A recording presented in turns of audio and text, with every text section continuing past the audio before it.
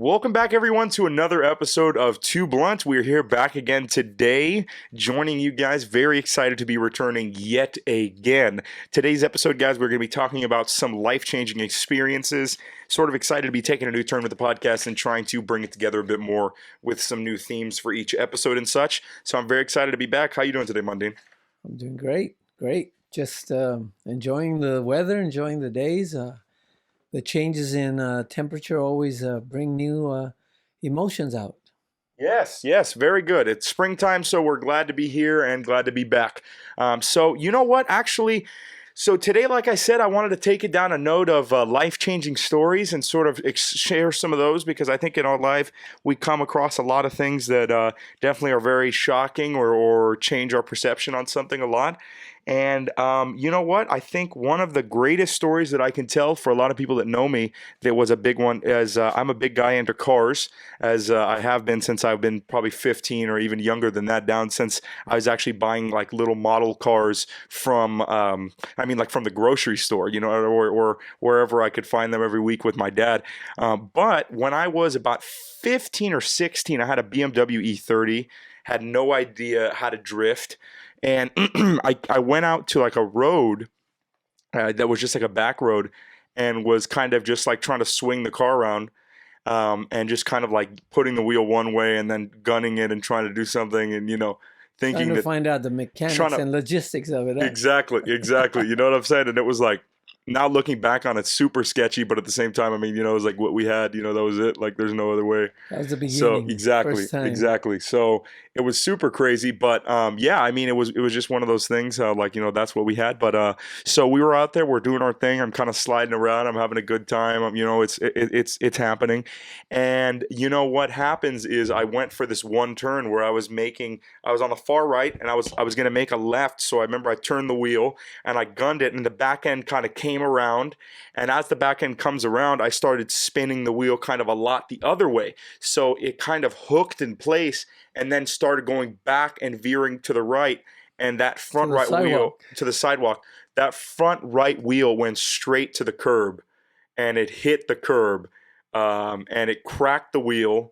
It broke the lower control arm and the steering rack for that side specifically. And yeah, it was a lot. Two comments I can say about that. Orale. Thank God there were no people there. Yeah, no, there wasn't. And I think that was the reason we were doing it. Thank God that it was in Tijuana, Mexico. That's what I was going to say right there.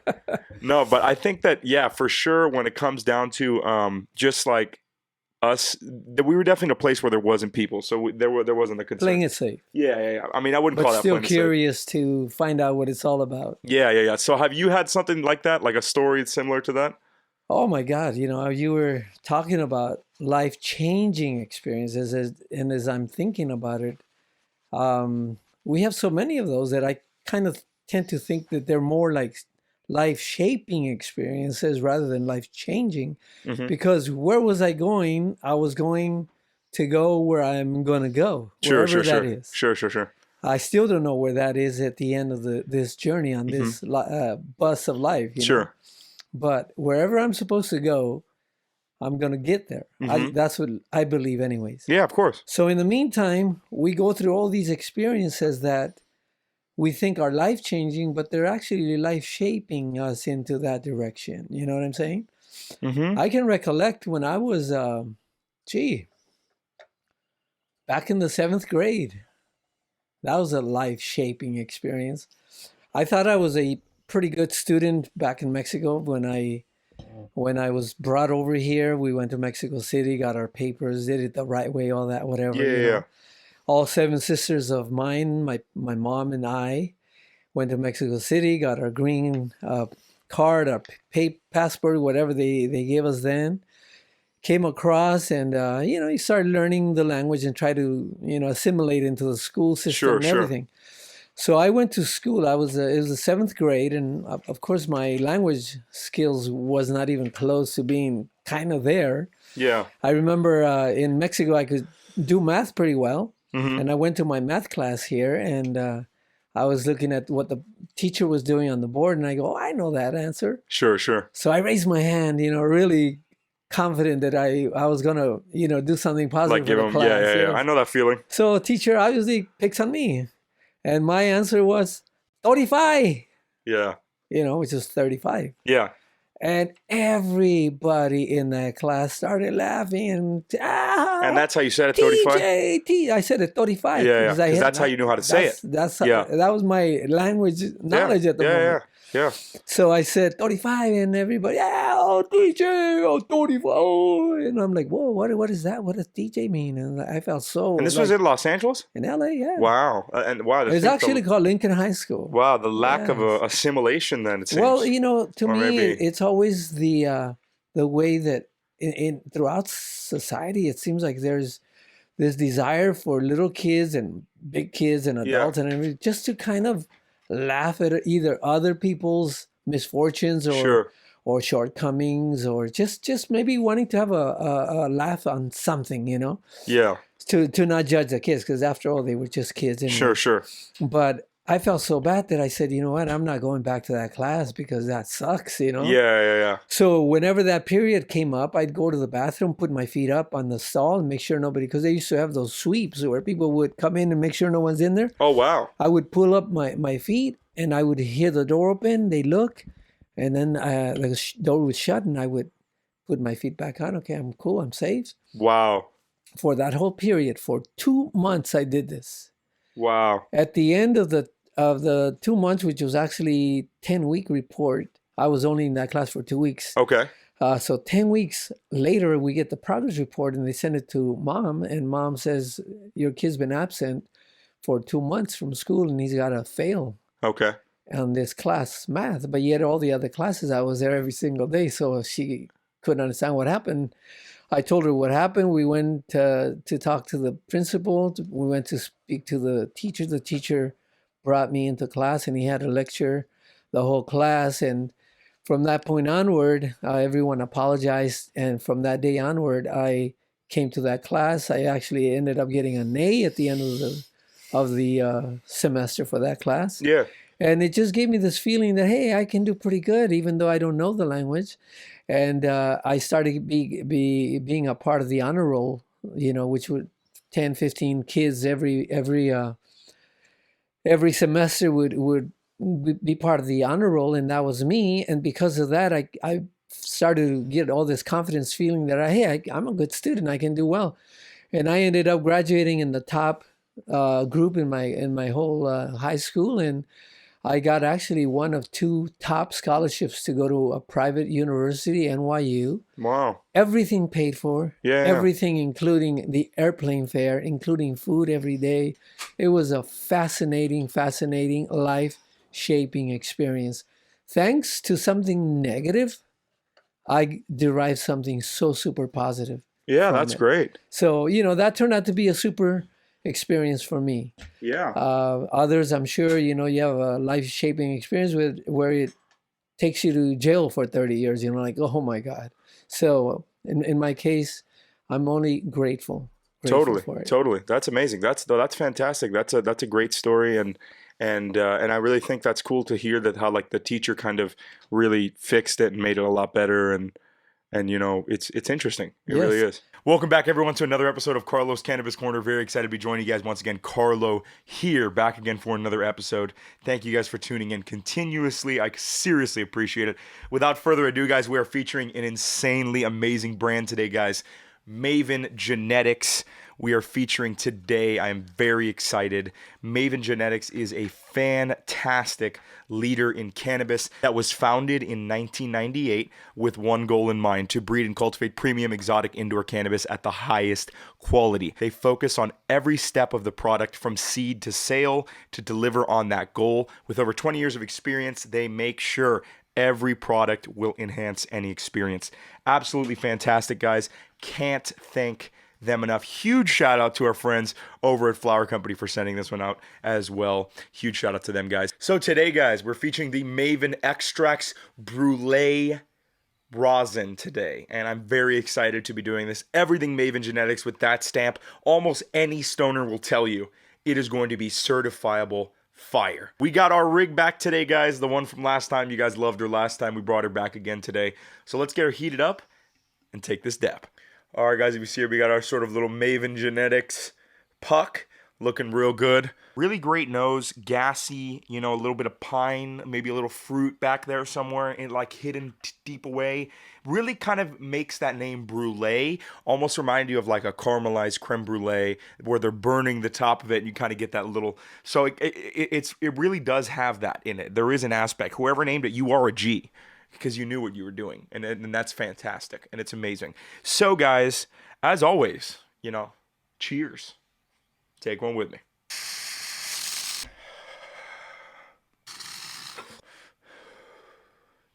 Wow. Just coming off that a moment ago, just like the last dab, that shit was intense. I mean, you got that little dab voice going on, you know what I mean, right in the back. You got the little, you know, watery eyes action where they've basically came down to about half of the normal opening. I'm telling you, just instantaneous. It's moving right now from just initially being super cerebral up in my head, just sort of floating down my face and entering my body. Maven Genetics, guys, just an absolute banger. You cannot go wrong with this. Maven Genetics, fantastic producer, concentrates, flour. I've heard or I've seen, I think that at one point they even did like disposables. They're crazy. So many fantastic products. Everything with their name on it is maximum legitness. It is amazing and fantastic. Love it all. I cannot wait to showcase more, have plans for it. And once again, guys, as well, huge thank you to Flour Company for supporting this video. You can go check out their website right here, which is www.flourcompany.com. Check them out. They have a bunch of fantastic stuff on there. And don't forget, guys, to use code Carlo Montes for $10 off your first order. Thank you guys so much for the continued support on this show. I just wanted to come on real quick and say I really appreciated all the messages I've been receiving, just telling me just continuous love and support. It really means the world. Thank you guys. I am so excited to continue this journey forward and see how amazing it begins to pan out. I have so many amazing things planned for just Carlo's Cannabis Corner coming out in the next 6 months. And I cannot wait to show you guys. You guys have been fantastic. I've been Carlo here for another Carlo's Cannabis Corner. Make sure to smoke strong, stay high, work hard, and I will see you guys real soon. Peace out, guys. How about you? What kind of positive, wonderful? Well, no, I think what was a great transition to that story is a story I have about kids just being pretty stupid in general. I think is a great transition story to tell on that one. And what the story actually is I remember I just purchased my M4 a couple months before this, and was hanging out with this group of kids that I kind of was friends with, but at the same time I kind of just was like kind of like acquaintances, we could say. And basically what had happened was they had gone out to this area late at night around 11:30, and when we got there, they all got out of this truck and they're like, "We're gonna go steal a goat from this goat farm." I'm like, this is the dumbest shit I've ever heard. So immediately when they said that, I was like, no, there's no way.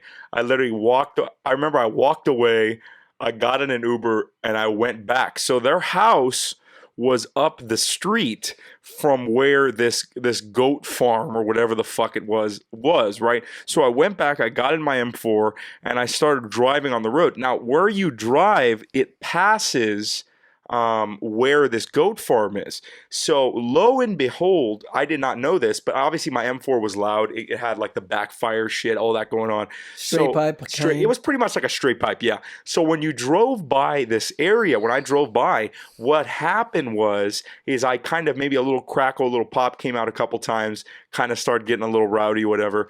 And all of a sudden, that noise made the owner of this goat farm turn all of his lights on the property on and just start sending all the employees out to go look for kids that he thought were out there. Oh no. So this whole thing of like me leaving and not being down with the goat theft, which is fucking crazy, ends up turning into, oh shit, they're being like, we're gonna get caught now because of this car that this dude just hurt. So this got fucking crazy fast. You know what I'm saying? It was so if I may suggest, so that was in a way your statement saying, I am a sheep herder, not a goat herder, right? Right. I would say so for sure. I mean, damn, that was crazy for sure. Yeah, I was pretty mind blown with that.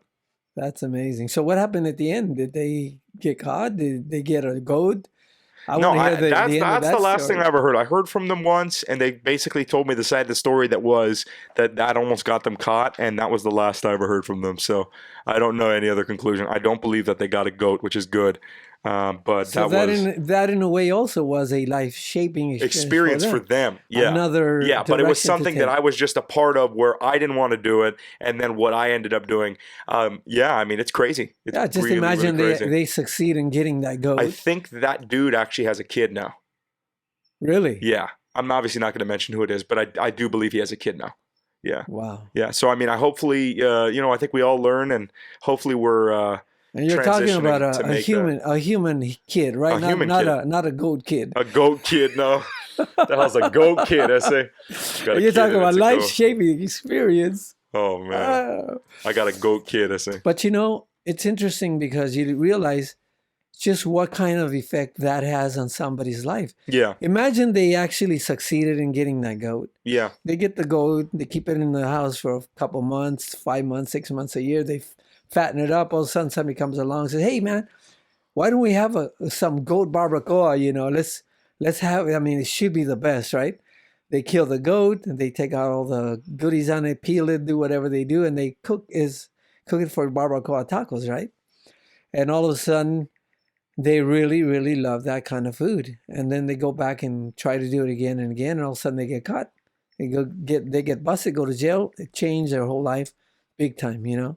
So very, very amazing how things can either help you to go towards the left and keep you going in that weird, wild, psychotic, crazy, chaotic lifestyle, or bring you back to a more righteous kind of at peace, middle of the road or right way where you're not really hassled too much Definitely. and so forth. And I think that those things kind of come as a result because they needed to be. You know what I'm saying? It's like you had to go through that to change. It was a good experience. So I'm definitely super happy for them, and I think that they ultimately everything turned out well, and we're here to keep forward and tell the tale and keep going.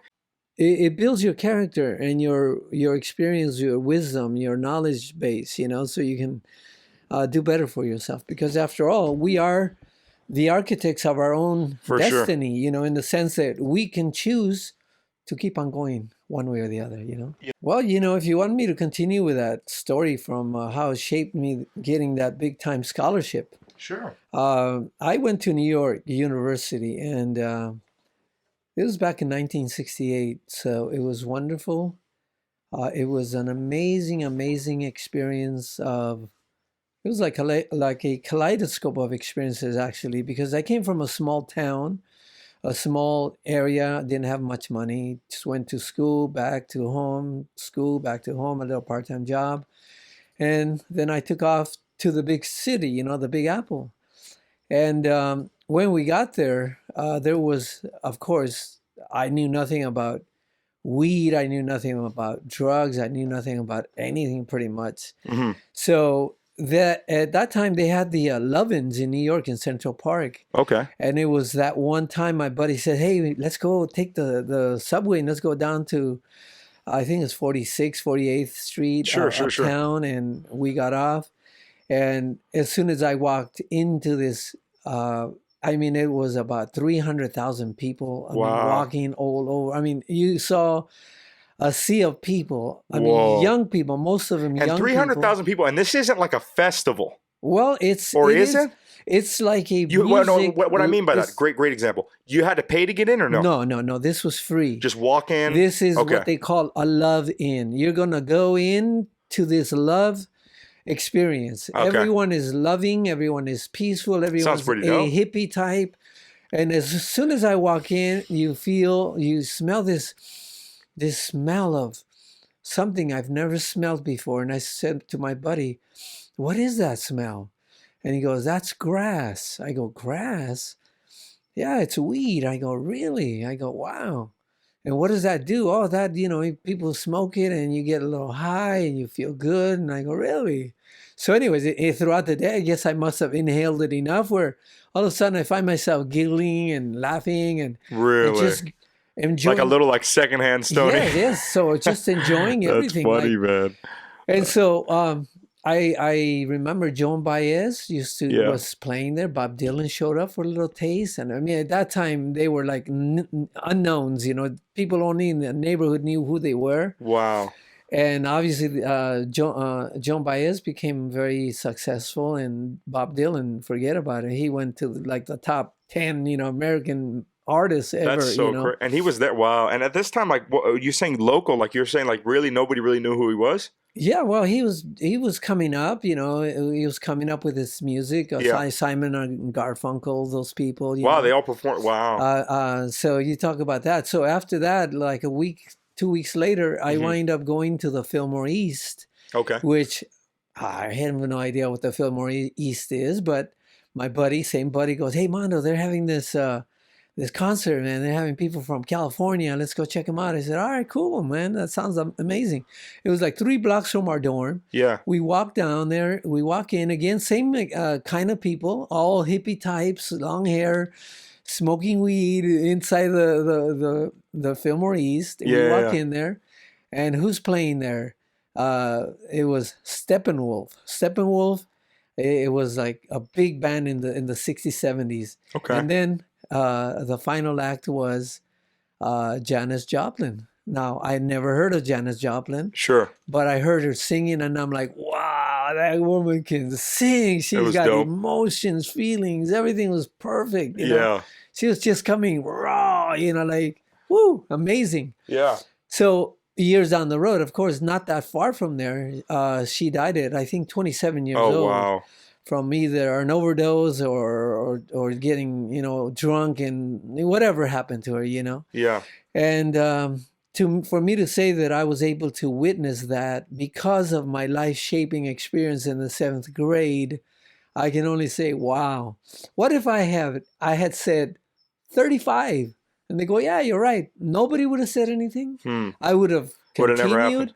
I would have gone in a different direction. My Yeah. life would have been completely different. Yeah. So as I am today here standing and speaking, I can only say my life has been amazingly wonderful. Wow. And everything that I can go back, even through the painful memories, through the painful experiences, I am so grateful that I have been here. I've gone through them. And I wish and only extend that desire for everyone else to feel and go through everything like you go through.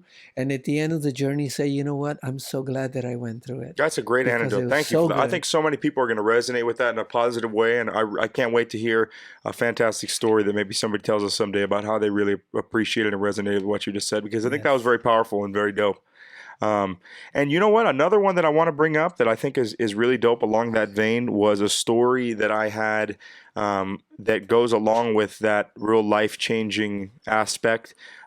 It was a story from about a year and a half ago when I still had my Tesla. When I drove up to Studio City, I would drive up frequently to look at houses because it's an area that I like, that I appreciate. The homes are nice. I always like to go see the homes that know that I'm going to live in someday. So I like to visualize it and just be able to go in person and really, feel it. So I had a lot of different places that I'd gone and checked out in the past that were really dope and that I had, liked. And this specific one was pretty much no different than anyone else. It was somewhere in Studio City, real nice view like I would normally go look at. So I remember pulling up to the house and it was real dope. Walked in the entryway and the lady was there talking to me for a little bit. And we ended up looking around and I noticed there was a lot of stuff from Lowell Weed Company. And I'm like, wow, this is dope. Like, I wonder if, maybe whatever the guy likes Lowell or whatever. So we kind of Or keep going likes to through. smoke those. Yeah. We keep going through the house and it just gets more and more and more of the Lowell and I'm just like, okay, something's going on here. So I talked to the lady and it turns out that actually the owner of the home is the gentleman who owns Lowell. And he's trying to basically sell the house. And it ended up being super crazy. That they showed me around the whole place. They offered me like an Aventador if I bought the house with it. It was kind of crazy. And I remember at one point too, what was super funny, she actually gave me some of the Lowell smokes, which is super dope, as a gift. And it was really nice of her. And also, which was funny, was they said that if I got the house, they would buy my weed for a year for me to smoke in the house, That which was was super quite a cool. nice That was incentive. quite a great incentive. Did not pulled the trigger on it, but it was a cool pitch. But something crazy that actually happened with Lowell was actually within that time frame of about a year after. Can't really confirm what did it or whatever, but Lowell, the original owner, lost acquisition of it over something. He had a cafe, he had other things going for him, and now the company was transferred over. I believe with a slight name change, there was a new company that acquired it that bought it a couple months ago. But just so crazy to see the little transition, a little part that I was able to be a part of in there right before kind of everything happened, and it was really cool because that was a really great experience for me, and it's definitely something that I'll always remember. It was a really really cool experience at a really great house too. Yeah, Yeah, you just never know. Sometimes people stretch themselves too thin in yeah, I trying don't to know. make, extra money and a lot of money. And Yeah, sometimes it doesn't work out. yeah, I'll never know if even if that was like the reason he was selling the house or if it was something else or never really know. I mean, it was just we were there for that little bit and it is interesting though, that now to think that he was getting rid of everything. He was getting rid of his car and of his house and but yeah, um interesting. Very. Sometimes the lockdown has a lot to do with it. This was Sometimes, before. This oh, was before. Oh, way yeah, yeah. before. This was probably 8 months before Oh, wow. COVID Very even showed interesting. up. Very Yeah, no, no, no. interesting. This is, and before COVID, the company had already dwindled away from it, I believe. Yeah, Mm. yeah. So this was all before that. Yeah, Pre. sometimes you make the wrong moves in any investment, just like health, just like life. You take the wrong step and oops, Yeah, I didn't see that coming yeah. and No, I hear knocks you. you on your butt, you I know. hear you. I hear you. It does happen. It's kind of I've known I remember back you talk about life shaping sure, experiences. sure. I remember back when I was in my 20s, early 20s, I became a VP of a real estate company. And one of the main leaders of that company, this was out in Sherman Oaks. Um, he was a Hungarian multimillionaire whose experience had been he became a millionaire and then he lost all his millions Wow. and he gained them back again Yeah. and he lost them again. Oh wow. And when I met him, he was on his way to getting them back again. I was like, Damn. This what? dude like actually is. What? What's up with the getting him and then losing him over and over and You over know again? what? Like It's just crazy. the millions. How do Damn. you determine someone going through that The versus someone who millies. makes it and makes it keeps going, like say Sure. like Bezos, Okay. and he's keeps on making it That probably shit's till he crazy. dies. That shit's crazy. I Yeah. mean, yeah, I mean, imagine the news. Oh, Jeff Bezos just declared bankruptcy. He lost all his money. What? Like Nobody how? would believe that, right? No, nobody would believe that. I don't even But think. yet, how many? I mean, remember back in 2008, I think there was this French billionaire Yeah, I do who remember that one. lost like $1 billion Yeah. and he jumped off a And bridge didn't he somewhere. still have a couple? He had a couple billion left. Like, Oh man, that's what? But you never know. Everyone yeah. is Some people different. overvalue things a little too much. Yes, Yeah, it's not. yes. That's not it. It's crazy. It's crazy. But, all I can say is, you know what? Just keep on going, man. Keep on going. Keep on Ooh, going. Life is very wait a interesting. minute. We're a little late, but I remembered that we got something to do this week, which is reviewing Amboy Burgers. Ooh. That's fucking dope. Oh, my Yeah, goodness. yeah, yeah, yeah. So we can My talk faith about back that. on Burger Yeah, yeah, Town. yeah. This is going to be probably something that we're actually going to bring recurringly to Too Blunt is a food clip of either us going to be cooking some food and sharing a recipe with Mandine and or we're going to be going out and reviewing a restaurant pretty much every week. We're looking at it to be like a bona fide segment of the future, but for now it's definitely going to be That joining sounds us exciting. every episode, so we're super stoked about that. But this week we have Amboy Burgers. If you check up on the screen right now, you will see my dry-aged beef burger that was fucking phenomenal. I think I can pull up here. Let me see if I can. Hold on. This is it right here. We got the chance to check it out. It's in Chinatown, located across from Howlin' Ray's, right off of Hill Street, off the 110. Super, super fantastic. We'd highly recommend checking it out. Buddy of mine put me onto it. Shout out to my homie Daniel. If you're watching this, Yes, you are Daniel. my homie who keeps putting me on the good eats, my man. So I was able to have this DH dry, I believe it stands for dry age, but if I'm wrong by the gentleman who made it, I am sorry. But it is a 10-ounce dry age beef blend with caramelized onions, provolone cheese, which I did not get cheese, garlic confit mayo, and burger pickles between a toasted custom burger bun by Bread Bar LA. Fucking phenomenal. From the crust on the outside of the burger that you can really compare to like something you would get with a smash burger. I think it would be a really great way to explain it. to the fact that inside it was juicy and flavorful and still had that amount of consistency that you would want in a burger. You would think with a patty that thick that you would run into problems, but not at all when it came to this one. The flavor was phenomenal. The garlic confit mayo was, I can't even explain to you how good. Fucking amazing. And just everything. There was a pickle in every bite. It was phenomenal. And you, Mandine, you got I had the picante. the picante burger, which you can talk a little bit about Without that the one. cheese, of course, because I'm trying to not. Two get into patties the on this one. cheese. Two patties. It was like a double smash That's burger. fucking dope. A double smash burger, but juicy.